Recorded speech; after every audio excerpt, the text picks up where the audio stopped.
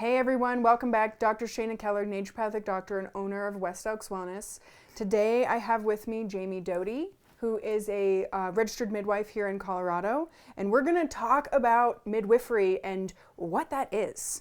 You know, some common questions and some answers that she gets from her clientele that come through. There's a lot of overlap between some of her questions that get asked and questions my patients ask too. It's important to both of us that we talk about transparency and care and pricing. And, you know, having compassion for the healthcare system as it is. So we're going to talk a little bit about that. And lastly, we're going to talk about home births versus hospital births here in the United States and countries that are comparable as far as education and developed nations, if you will. Mm-hmm. So I'll let Jaime introduce herself and share a little bit about her background. Yay. Well, I run a practice here on the western slope of Colorado, San Juan Midwifery. I graduated from Bastyr, same school that you went to, in 2019 from their Master of Midwifery program. And then here in Colorado, it's technically registered, but that's our license. And I'm also a certified professional midwife. So I took a national exam after I graduated. So RMCPM, you know, you might see those. If you see that behind someone's name, that means we're a home birth midwife, specifically trained in out of hospital. Awesome. Yeah. So it'll be 5 years now. 5 years I've been doing. That's awesome. Yeah. How many families have you helped assist so far? In total, I think I'm almost close to 200 births. I think I might hit 200 here. Because in Seattle, you know, I was at a busy birth center and caught a lot of babies there. Yeah. That's great. Yeah. So you mentioned certified nurse midwife.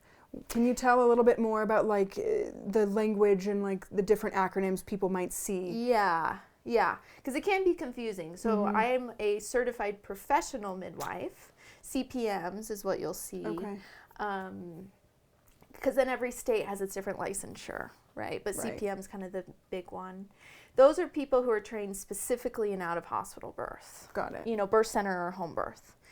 They don't practice in the hospital. Certified nurse midwives, they go to nursing school, then they go to a master's to get their nurse midwifery, and they can do both hospital or out of hospital. Some nurse midwives will do home birth or a birth center, but it's more common to see them in the hospital. Sure. So slightly different scope of practice. Right. So they have You hospital know. privileges, which is important for, you know, maybe a client that wants to get transferred from home birth to a hospital, and now they can still have their midwife. Yeah. But they can manage the epidural if that's what you want or something like that. Okay, you know. awesome. Yeah. I like to have my audience understand like some basic words, and although midwifery is like an ancient practice, so many people have no freaking clue what it even is. Yeah, They're totally. like, what is midwifery and what is a midwife? That's such a big question. Because especially now there's a lot of conversations even amongst licensed midwives of indigenous wise midwives and granny midwives and midwives that practice for decades before licensure, right? Oh, yeah. And the deep, deep wisdom. I mean, you feel that even in medicine. What were we doing before licensure and all these regulations? Right. And so to me, I mean, midwife literally means to be with woman, right? To me, it's a verb, and there's lots of ways to midwife. You know, we can get caught up in like the political, cultural side of a licensed midwife specifically, who carries medications and has different training. But there's also deep wisdom in the midwives who've been practicing for decades and just learning from their community and just attending births and things like that. So midwifery to me, though, like the model of care, it's about the woman being the wisest person about her own body. I think that's what we all agree on mostly. I definitely agree with you on know? that. Like intuition, trust your body. Yeah. If that doesn't feel good to you, don't do it. If it doesn't, you can't do it that way, like make it yours. Like that's something I often offer my patients is like, I invite you to make this yours. Yeah. If there's something specific, I will be more specific that you need to do it this way and this is how we have to do it. But I like that freedom for the person to make it theirs. Right. Because it's the promotion of physiology. Midwives, we trust physiology. We trust that pregnancy and birth is not innately a disease. No. And the wisdom that we gain is when to use intervention and when to step forward in different ways. Yeah, and there's just different perspectives on that. But overall, foundationally, it's the body is wise, babies are wise, women are wise, We've been doing this way before medical doctors, the AMA, like way before. That's how we got here. That's how we got here, exactly. Yeah. And trusting that infinite wisdom, like in naturopathic medicine, we call it the Vis Medicatrix Naturae, the healing power of nature. The Vis is the vital force, the universal intelligence that moves us.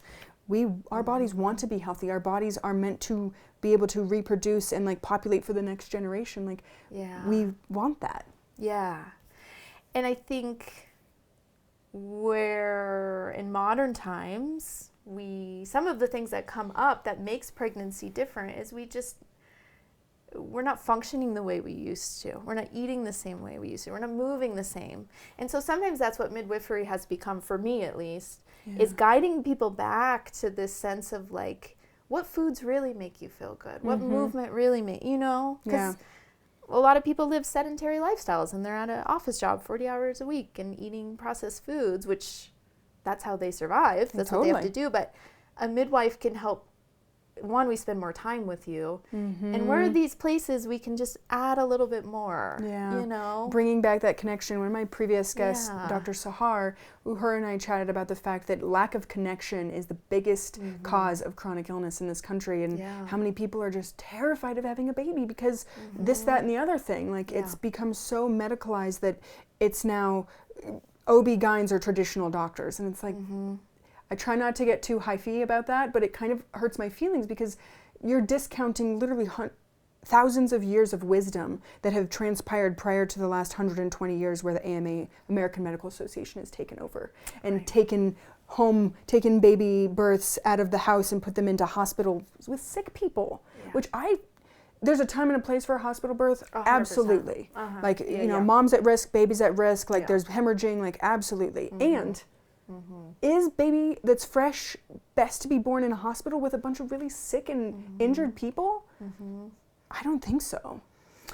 Well, and it's also we in the hospital, an OB catches the baby, hands you off, and then somebody else starts to take care of the baby, and the mom and baby become separate. That's the way it's practiced. Now, as the OB, I take care of the mom, suture you up, but baby's not a part of me anymore, right? Like they just hand a baby off. Right. Which feels so wrong to me. As a midwife, you are together even after the cord is cut, right? Like I'm still, if something is happening in the postpartum or with breastfeeding, you're still one unit. If something's happening with baby, I feel that in mom and vice versa. Right. But the modern system, and even outside of obstetrics, we compartmentalize, super specialized people sometimes. Definitely. And they forget to look at this full. So I see that too sometimes, where it's just they kind of forget that just because the cord's cut doesn't mean they're separate. They're still one and the same, Exactly. Yeah, which midwives, that's so much of what we do. It's like when you see one, you're seeing both. You're tending and caring for both. And it's one of the things that really drew me. I considered becoming a midwife, and then I spent time with midwife NDs, and they were like, don't do it. You're going to burn yourself out. And I was like, okay, heard, got it. I will let, you guys, you and Tanya, both midwives here in Montrose, kind of take the lead on that. And then, as necessary, get you guys over to the birthing center for other patients that are needing that. Yeah, right.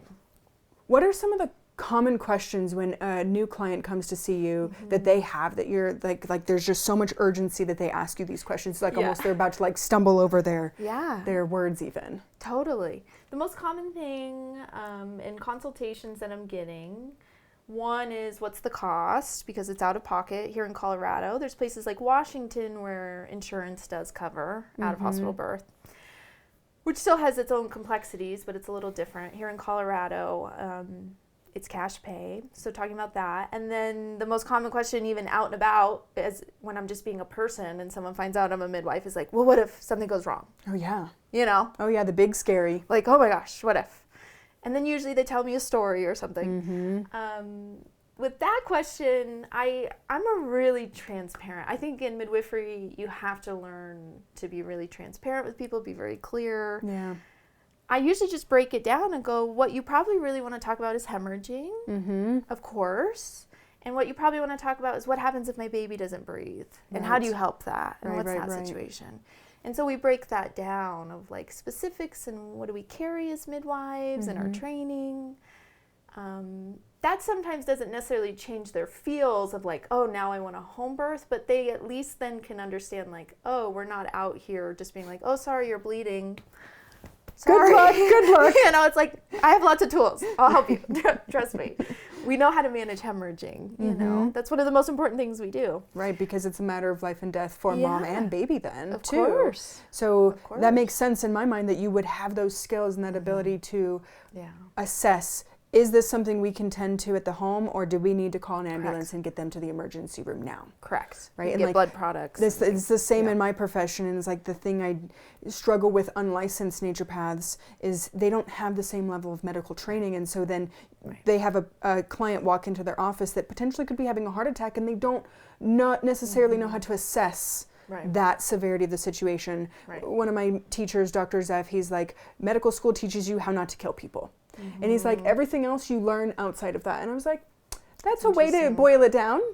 He's kind of not wrong. It's you know? interesting. It's like, that's the most important thing, is we're not hurting our clients. And we're helping them move forward with thrive and prosperity, and then on to the next thing in their life, right? Yeah. But it's a twofold thing, too, with that, which kind of goes back to, I'm not seeing, if a woman's hemorrhaging, I'm not seeing it as, of course I'm seeing this as I need to step in, and I have Western tools and I have wise midwife tools like herbs, but I also carry Pitocin and Metrogen and all these other things.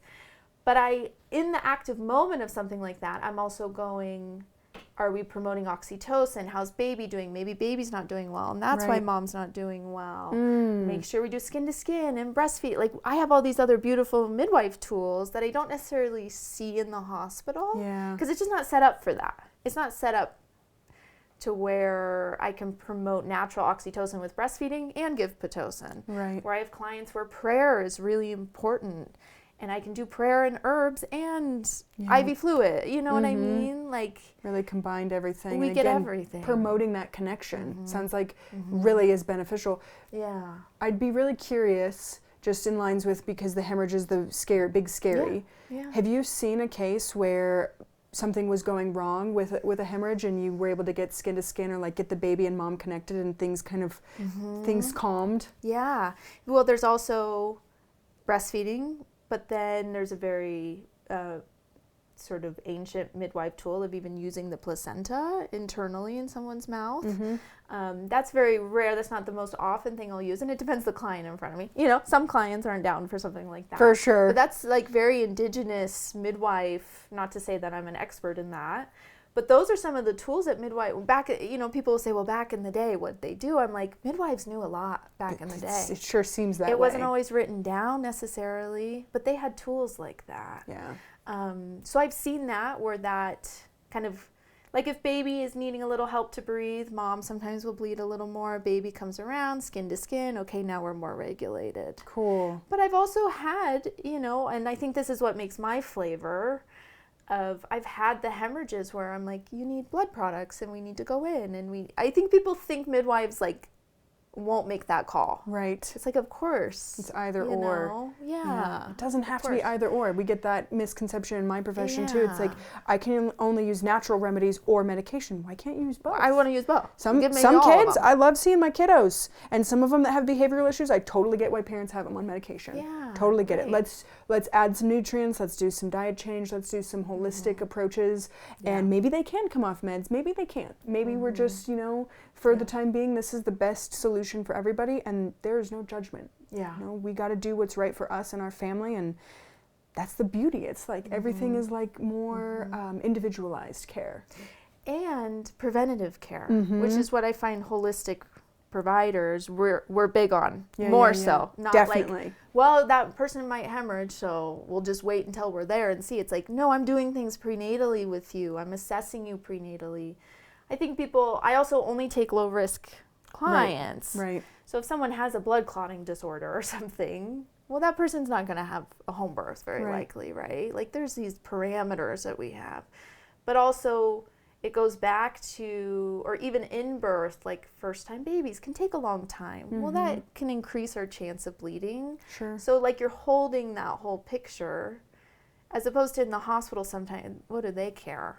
I mean, they care, but you know what I mean? They're like, it's like we'll just handle it when we handle it. Yeah, totally. There's like, How's that? it's again like patients that come to me and they're like, I call it pre-diabetic, and that's because their insulin is high, right. but their A1C and their fasting glucose is totally normal. That's right. But it's trending in that direction. Let's catch this train before it becomes a runaway train. Exactly. Not that we can't reverse type 2 diabetes, but it's much more difficult harder. to back that train up once it's going 60 miles an hour. That's right. It's the So, same idea for birth, right? Yeah, Prepping totally. for birth. and- Let's prep this and make sure we do the best we can preventatively going forward. So that brought up a question. Low risk, is that something that's required by the state for you guys to only accept low risk, or is that a personal preference? Well, there's individualized definition of that, right? Every Sure. midwife has a different definition of what low risk is. We do have every state has different regulations that kind of can quantify a little bit of like blood pressures need to be under this or something, right? And Right. here's a history that would disqualify someone. But it's also, that's what I'm trained in, right? Like I'm not a surgeon. I'm not trained in the way an OB is, in the sense of I'm not going to take care of someone who has diabetes and a blood clotting disorder, Right. and all these things that need more comprehensive care. Right. Like I'm trained with healthy women that don't need much. Yeah. You know, You just need like a it's little just hand different. holding. Yeah. Yeah, and so I know the word low risk sometimes can go around and people can be really triggered by low risk, high risk, because it's very binary, and I don't mean it without, it has nuance. It's just, I think it's important for people to understand, like people who are having home births, like there's a process of deciding if that really is the safest place for some people. Sure. Yeah, like you You got know? triplets and mom has gestational diabetes and is at risk for preeclampsia. It's like now we're That's adding another in level. Exactly. That's a lot of Yeah. potential big scaries that could be going on Yeah. for mom and baby both, or babies in that case if you're having triplets. Yeah, or octomom. or whatever. Probably don't want a mom that has eight babies going on. I mean, maybe. Personally, no, I'm good. Somebody out there, you know, that's great. Exactly. But like I had a client too, my visit today, she was like, I'm having like a pretty unremarkable pregnancy. I was like, exactly. That's like what midwifery care is.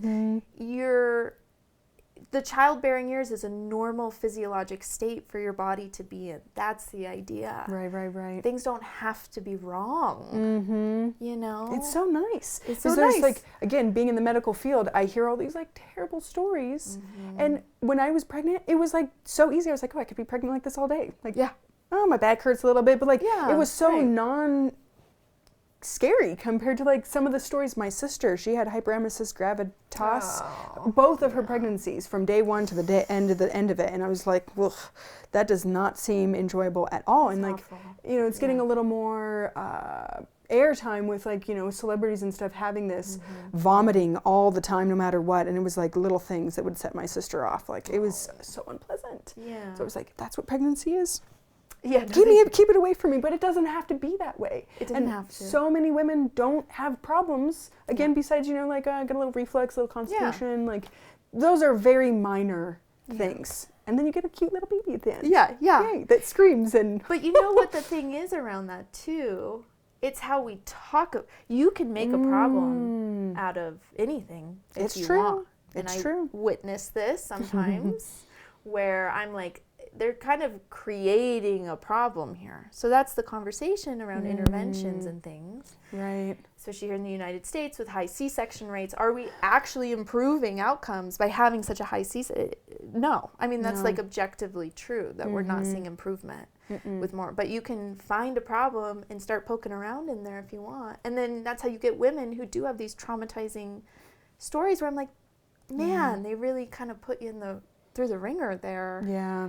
Was that really I mean, I validate people's experiences, but was that really an issue? Right. What if you would have had more time with a provider who could sit with you, ask you about what your values are? What do you want to do? I mean, these like really basic things. Totally. Yeah. So that's a piece of So it. this kind of like brings us to the next question of like, you know, quality of care and transparency and like really having these like bigger questions. And something my patients really love is, you know, especially my parents that come to see me, they have, you know, their list of 10 things they want to have addressed. My favorite is when they don't ask them and I address them. I love that. I love that. And they pull out their me list. too. but they're like, you actually will talk to me about my questions and not just sweep them under the rug. And I suspect you do the same. Yeah, that's right. And that makes quality of care so much more robust. And again, it's just like that, having good bedside manner and being like, hey, I'm sensing you're a little worried here about this. Like, you want to talk about it? Yeah. Because that's the thing, too, that I like to remind people. Of course, home birth is where my heart is. And I can speak about the birth specifically in that. But midwifery care is the other side. It's the prenatal care. It's the time I get to spend with you and the intimacy that we build of getting to know your family, your specific values, your need. You can come in with your notebook and we just go through each question. And we take time. And then in the postpartum, you know, I'm coming to your home and breastfeeding care and these what should be basic cultural norms that we've really eliminated, which is why midwives have such high breastfeeding rates, lower rates of postpartum mood disorders, higher rates of just overall enjoyment of their birth experience because of the time.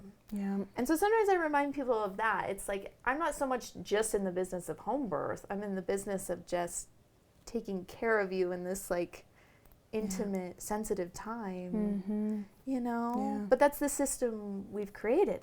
I've created a system for myself where I can spend time with people. Exactly. You know? Which is, it brings back to like that lack of connection. Like you're reestablishing that connection and allowing that space for mom and baby to have a beautiful connection and to ameliorate any fears that may be, you know, misconceptions going into the pregnancy and then through labor and delivery and allowing it to be whatever that woman's process is. Like I can't remember who I was talking to. She's like, I had my third and I was like hunched over a stool and she was home birth. It was just like, it just happened.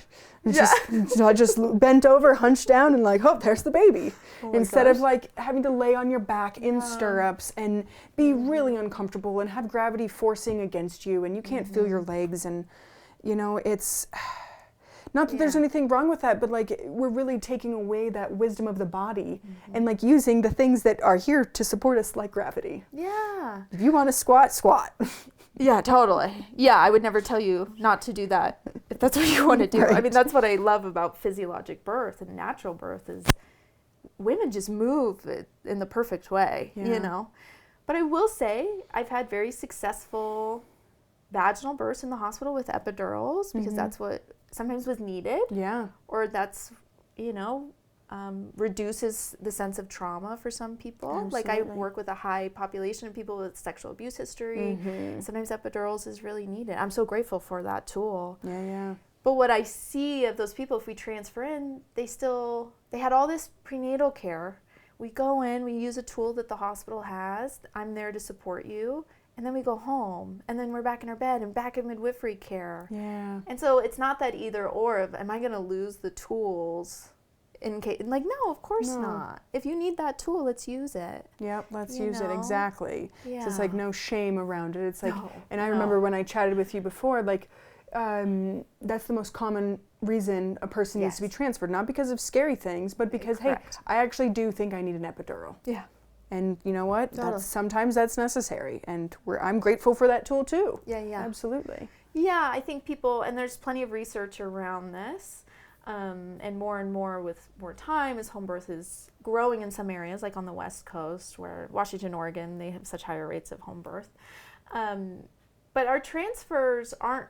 People think if I transfer, it has to mean the worst case scenario ever. It's really not. I don't really, knock on wood. You know, it's not like all these transfers are emergent.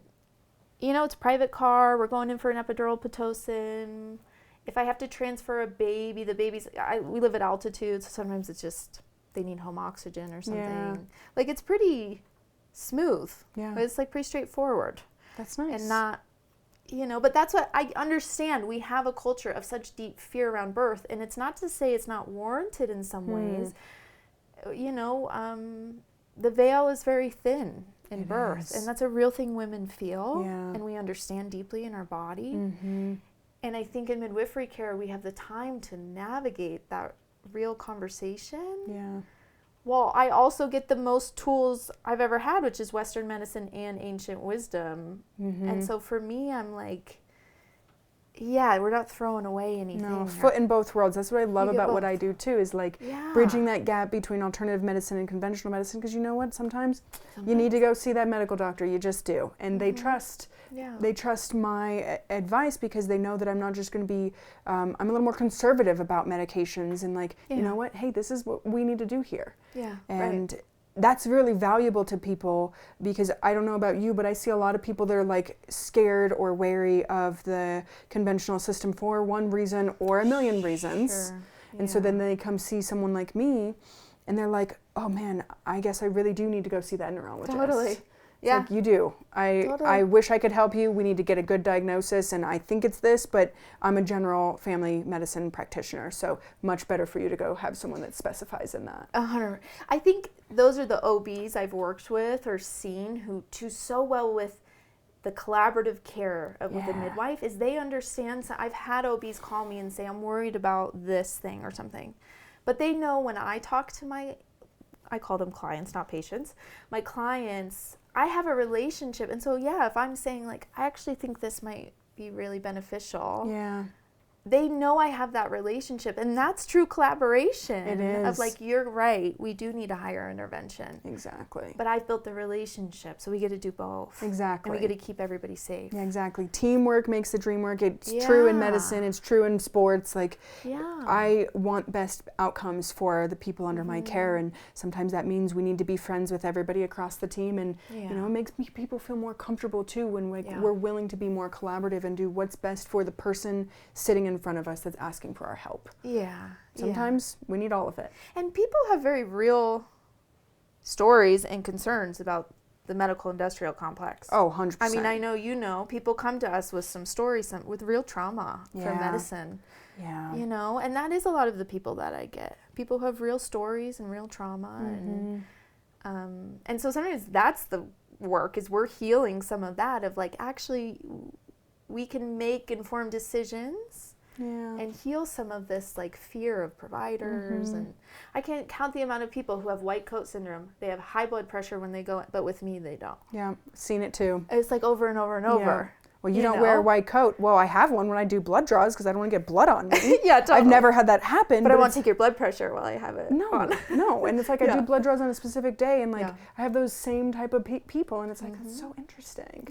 Because there's like this, one of the things that we chatted about kind of coming into this is like not wanting to rail against any medical doctors, because you know, they're human beings too, and once upon a time they had stars in their eyes and wanted to save the world and help people, and then they get put into this system, and it's not them, it's the system that's the problem. That's right.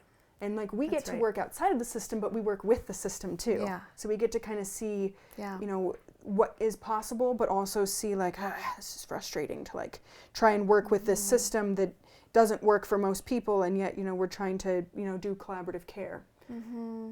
And it's us, I mean, sometimes it feels like you're standing at the bottom of Everest. Like, that's what I feel like sometimes, where I'm like, but then I have to come back to like the rock that I have, which is the Western Slope in our region, which still feels really big sometimes. You know, just rural areas and these gaps that come up, it's so frustrating. But you know, and I feel like midwife friends I have all over, when I talk, it's like we focus on our communities, what's our actual needs in our communities. And I find then when we start to educate other providers, that's been my biggest thing over the last 5 years, is just doctors sometimes calling me and I'm like, this is actually how I practice. This is what I do. And they kind of relax a little bit. They may never support home birth. I don't expect them to. Fine. But at least they know, like, oh, she's taking care of these people. It's good.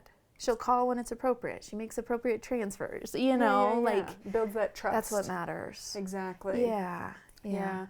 There was and I know I've mentioned Pamela Weibel before on here. Pamela Weibel is a medical doctor that focuses on practitioner suicidality, healthcare practitioner suicidality.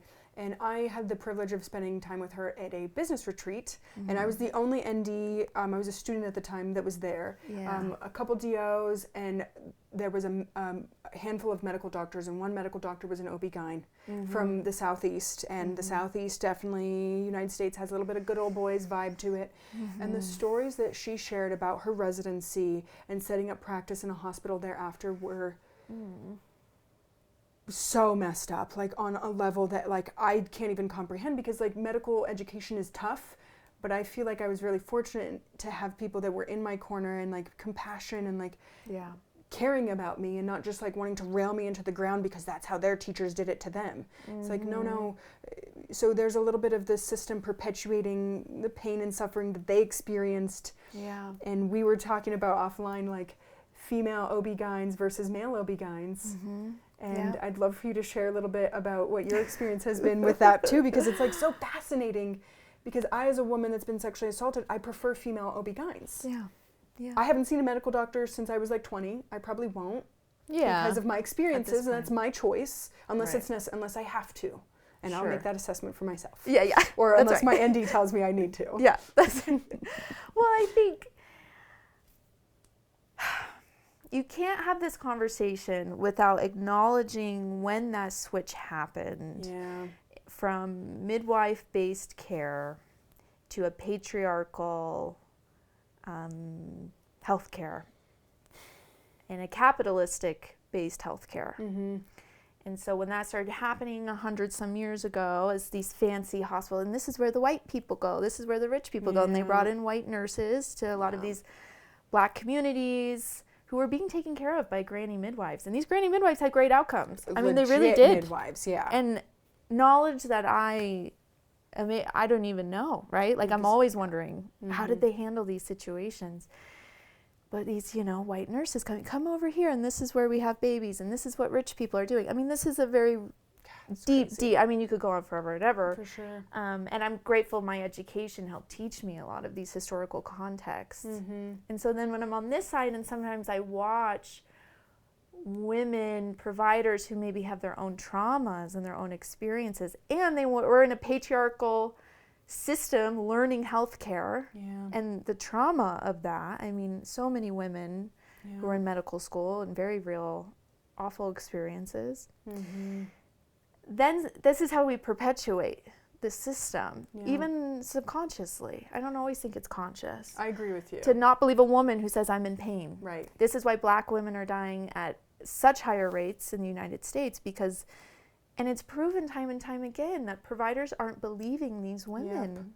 I mean, this is how deep this is. And then like there's this old thought too that's based on just garbage studies that like black people don't experience pain the same that white people do, or that babies don't experience pain the same that adults do. And it's like, how does that even make sense? It's wild. You ever step on your dog's toe? Your dog squeaks.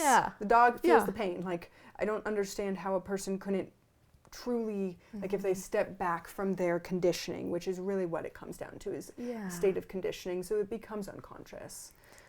And it's scary to step outside of that for people. It's is. like, how do I step outside of this and stick our neck? Which is why that's so much of providers like us. A bit of the work is sticking our neck out and be really willing to have these hard conversations. And I've been that midwife that's made phone calls to places and been like, this is what you said to my client, and this is so inappropriate. And I've had them call my clients and have formal apologies and things because I turn into, mama midwife. I get so frustrated sometimes of like, I know you want to be a good provider and take care of people, but we have to slow down sometimes and just like be mindful of our words. They're also terrified of getting sued. Yeah, that seems to be the biggest, CYA. I don't want to get sued. Please don't sue me. I mean, I get it. Like, you spend 20 years of your life in school, and then you spend 3 to 5 years in residency and fellowship, and then anything else where you're handcuffed to the golden facade of the medical industrial complex. Like, it gets complicated very quickly. So I just want people to feel compassion for these folks that do want to care for us, and they're trying the best with the tools that they have, and they don't lean on the ancient wisdom the way that we have that privilege. And I love that. I love that I get to have a foot in a world deep in philosophy and like old ancient wisdom that's been around since way before my people, and then I get to have a foot in like, okay, sometimes we do need high blood pressure medication.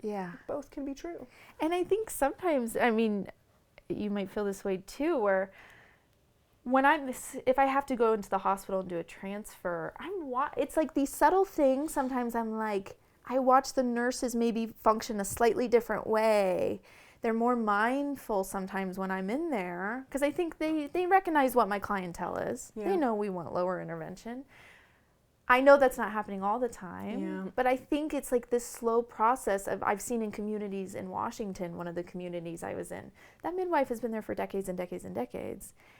And it really impacted this hospital in a beautiful way, where people were having really successful, happy hospital births. They were like, actually, I had a great hospital birth. I love that. You know, where it's like, and I really think, I would always think like, well, it's because of the midwives who put in work. Yeah. And it wasn't aggressive. It was a slow burn of just slowly, you know, she's allowed to say no to things. Let's feel that out, you know? Totally. Stuff like that. I was talking to a colleague, and he's had the opportunity to speak to a lot of different conventional medical groups of people, or like have found himself in that space multiple times now, and they're always so curious about what he does, because they know what they're doing isn't always successful, and they want other tools. They just don't know where to go and where to get it, and like they don't know that there's like so much evidence to support the use of herbal medicine as an alternative to antibiotics, and so we can actually preserve this very important class of medication,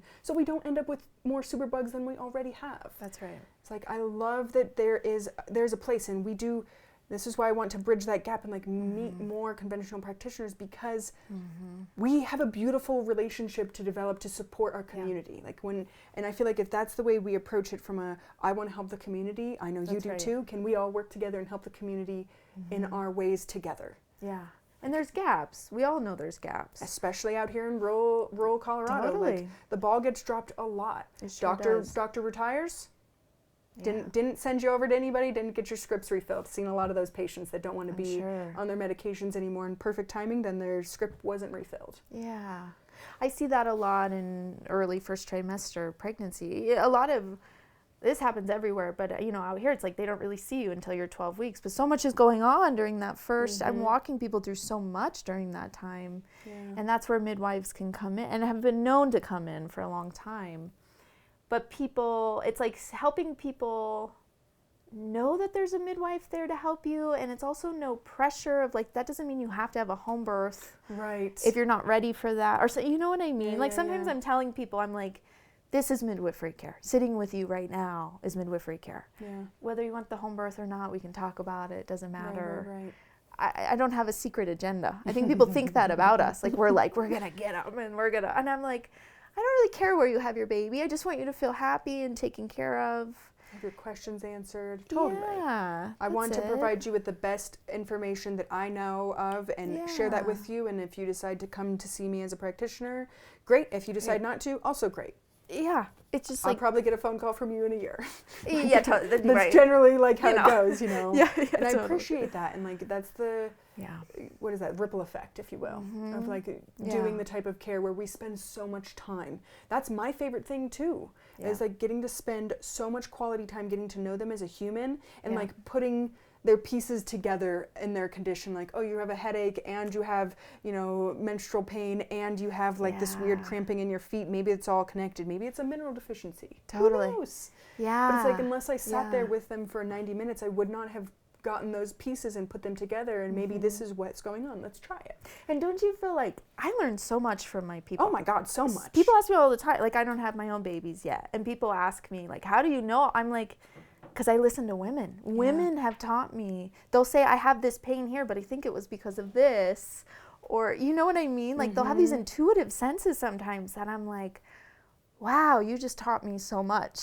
Yeah. You know? It's a humbling thing. And like, so I like to say that with my clientele as well. Like, that's why I don't wear a white coat. Like, we're on the same team. That's right. I'm here for you. You're paying me to help you. I want the best outcome for you. And you know what? You also have the answer. That's right. And if we talk long enough, you might even hear that you have the answer. And sometimes that's it. And it's like, it is beautiful. It's like, wow, I never made that connection that like this thing that happened to me 40 years ago was still hugely impacting me, and I didn't process it. That's right. No one ever asked that question. Totally. And then sitting there for 90 minutes, I had the opportunity to ask them that question. Because why do people really, like sometimes I'll sit there and go, why does someone actually hire me? What is it really? That's a good question. You're hiring me because I have just the time and experience. I've been in a lot of births, or I've sat with this, so I have an expertise that's particular. And I frequently tell people, sure, we could fall down the rabbit hole of here's all the things that could happen, but like, I'm the one who went into debt to learn all those things in school and saw some things and whatever, you know, like, let that be mine to hold for you. That's not so much what I want for my clients. What I want for you is to start to tune into that intuition. How are you feeling? Well, let's see what's there. And let's just honor that process and like get to know your baby. You know your baby and what your baby needs. I'm just here for those like subtle or just reassurance a lot. Yeah. A lot of times it's just, is this normal? Yeah. Okay, cool. Hand holding is what I call it. Exactly. It's like when people tune into their intuition, I think it's one of the most beautiful things to witness. Yeah. Because I'm like, you are listening to your body now. It's amazing. Everything is going to be so much easier from here on out because you notice that when you take a walk in the afternoon, you're way more productive. You took 10 minutes out of your day and you are far more productive in the afternoon. You don't get that afternoon dip because you've been staring at a computer screen for 8 hours. Yep. Like just something so simple, and they're like, wow, like it just clicks. And then they start building that intuitive trust, like that self-trust, the self-rapport to like then listen like, oh, I'm actually hungry right now, or whatever, you know, whatever the cues are that they're tuning in and listening instead of like, it's noon, it must be lunchtime. Yeah. And, but people are so afraid to do that in pregnancy, but I'm like, it's the most feminine, highly intuitive time of your life. Like, let's use this. It's like a superpower that we get to have, but we've really hidden, like, let me go to the doctor and let the doctor tell me. We can respect the doctor's expertise, and they have very, very real knowledge. I call doctors still and be like, what do you think about that? You know, I still want their knowledge. And you have this amazing thing developing in you, and that's what motherhood is. And I think that's what midwifery, I mean, this expands even like, this is why we have such high rates of postpartum depression, and mothers are feeling really isolated, and all these things that I think midwifery care, we start out being like, you have this, you know this. It's a total different way to enter motherhood, you know? I had a patient come see me, and she was pretty far along in her pregnancy. That's not why she came to see me, though. She was dealing with depression. Wow, And her medical doctor didn't talk to her about her diet. She was eating very little protein, which the government recommends 90 grams for pregnant mamas. I don't even know if she was eating like 20. Like that right there could be cause of depression. Huge. She wasn't taking a prenatal. And I don't know, most medical doctors are like on about the prenatals. She wasn't taking maybe she was, I can't remember.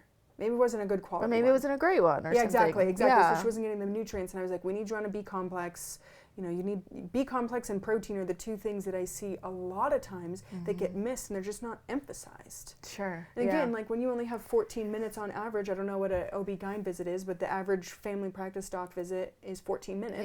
It's going to be hard when you have all these boxes to check to, you know, answer those questions substantially. They wanted to put her on an antidepressant, and she was like, it feels wrong. And I'm not judging anyone for doing that, but she knew intuitively, like, that's not what's wrong. And she was like, this is one of the best visits I've ever had because my questions were answered. And it checks out that, like, hey, I'm right. I was right. Off. And I knew there was something I was missing. And she feels so substantially better. And I was like, you're going to be stronger for this and, like, maintain your muscle mass and heal more because you are building yourself now before baby comes. It's huge. It is such, it's so critical, isn't it? Whoops, tech fail. One of the things that I wanted to chat with you about was, as far as pricing goes, I had another friend tell me a story. She just had a baby, and she's in the conventional world herself, and she has freaking fantastic health insurance.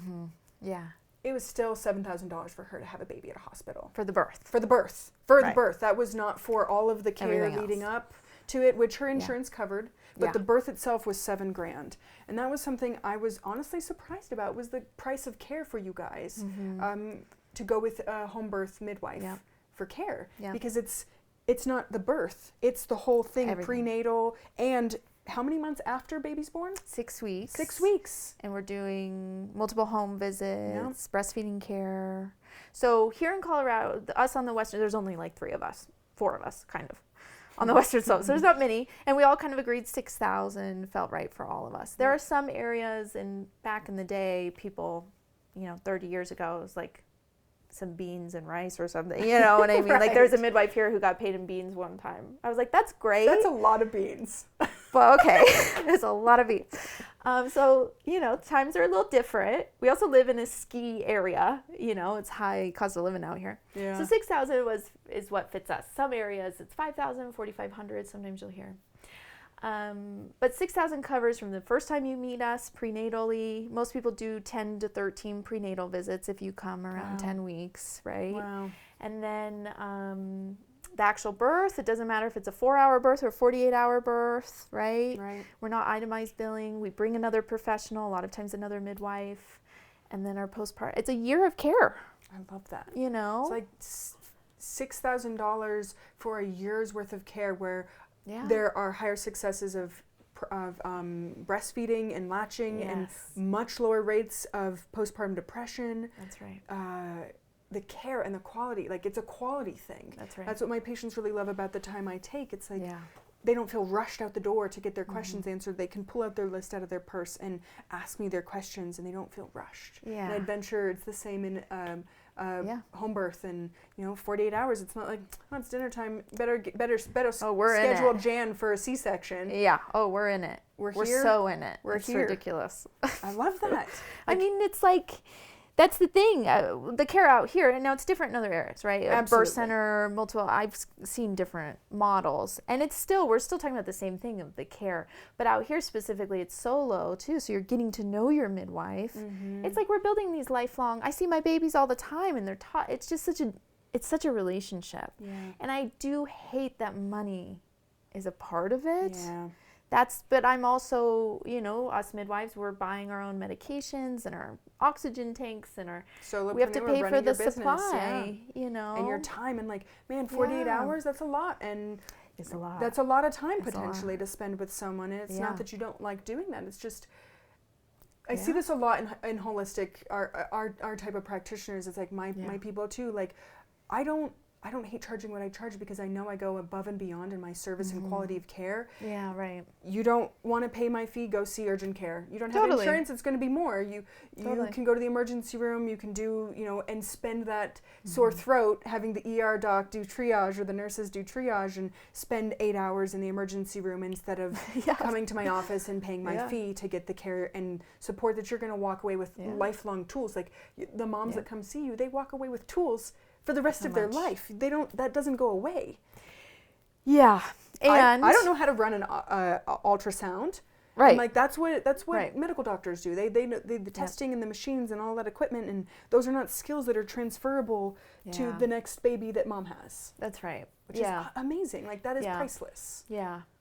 And I mean, you're right. Yeah. I mean, it's been a process of me learning, especially coming from Washington where things were still sometimes, but things were covered. I wish there was a little more, again, that Colorado's like a progressive state, but it's really not that progressive in some ways. I think it's going to change. I think things are happening. Yes. It's just, but then anyway, that's a whole other thing of does Medicaid actually pay you enough? And, right. But whatever. Yeah, we'll get that's into a private conversation. It's another conversation.